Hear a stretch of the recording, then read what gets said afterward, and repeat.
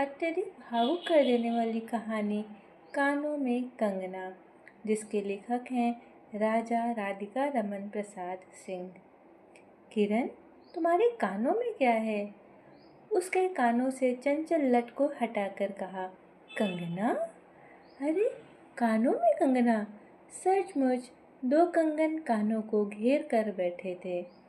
हाँ, तब कहाँ पहनूं? किरण अभी भूरी थी। दुनिया में जिसे भूरी कहते हैं वैसी भूरी नहीं, उसे वन के फूलों का भोलापन समझो। नवीन चमक के फूलों की भंगी नहीं, विविध खाद या रस से जिनकी जीविका है, निरंतर काट छाट से जिनका सौंदर्य है, जो 2 घड़ी चंचल चिकने बाल की भूषा है, 2 घड़ी तुम्हारे फूलदान की शोभा। वन के फूल ऐसे नहीं, प्रकृति के हाथों से लगे हैं, मेघों की धारा से बढ़े हैं। चटुल दृष्टि जिन्हें पाती नहीं, जगत आयु इन्हें छूती नहीं। यह सरल सुंदर सौरभ में जीवन है। जब जीवित रहें तब चारों तरफ अपने प्रार्थना से हरे भरे रहें। जब सब समय आया तब अपनी माँ की गोद में झड़ पड़े। आकाश स्वच्छंद था, नील उदार सुंदर, पत्ते शांत थे। संध्या हो चली थी।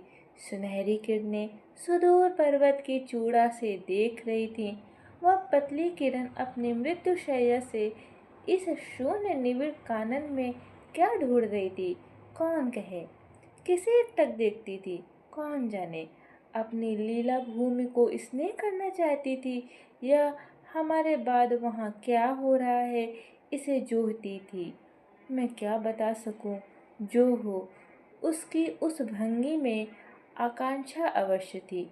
मैं तो खड़ा खड़ा उन बड़ी आँखों को किरण लूटता था। आकाश में तारों को देखा या उन जगमग आँखों को देखा, बात तो एक ही थी।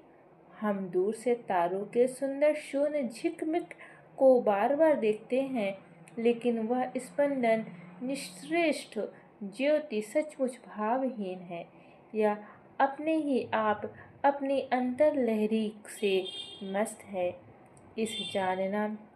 इसे जानना आसान नहीं।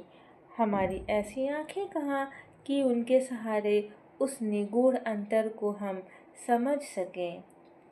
मैं रसाल की डोली थामकर पास ही खड़ा था। वह बालों को हटाकर कंगन दिखाने की भंगी प्राणों में रह रहकर उठती थी। जब माखन चुराने वाले ने गोपियों के सर के मटके को तोड़कर उनके भीतर किले को तोड़ डाला, या नूरजहां ने अंचल से कबूतर को उड़ाकर शाहजहां के कठोर हृदय की धज्जियां उड़ा दी, फिर नदी के किनारे वसंत वल्लभ रसाल पल्लवों की छाया में बैठी किसी अपरूप बालिका की यह सरल स्निग्धा भंगिमा एक मानव अंतर पर क्यों न दौड़े? किरण इन आँखों के सामने प्रतिदिन आती ही जाती थी। कभी आम के टिकोरे से आंचल भर लाती, कभी मौलसिरी के फूलों से माला बना लाती, लेकिन कभी भी ऐसी बाल सुलभ लीला आँखों से होकर हृदय तक नहीं उतरी। आज क्या था? कौन शुभ अशुभ क्षण था कि अचानक वह बनैली लता मंदार माला से भी कहीं सुंदर दिख पड़ी?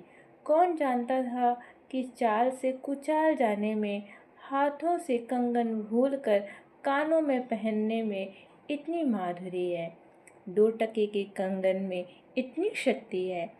गोपियों को कभी स्वप्न में भी नहीं झलका था कि बांस की बांसुरी में घूंघट खोलकर नचा देने वाली शक्ति भरी है। मैंने झटपट उसके कानों में से कंगन उतार लिया, फिर धीरे धीरे उसकी उंगलियों पर चढ़ाने लगा। न जाने उस घड़ी कैसी खलबली थी, मुंह से अचानक निकल आया, किरण, आज की यह घटना मुझे मरते दम तक न भूलेगी। यह भीतर तक बैठ गई। उसकी आंखें बड़ी बड़ी आंखें और भी बड़ी हो गई। मुझे चोट सी लगी। मैं तत्क्षण योगेश्वर की कुटी की तरफ चल दिया। प्राण भी उसी समय नहीं चल दिए। यह विस्मय था। यह इस कहानी का पार्ट 1 है। हम अगली में कड़ी में हम पार्ट 2 जानेंगे।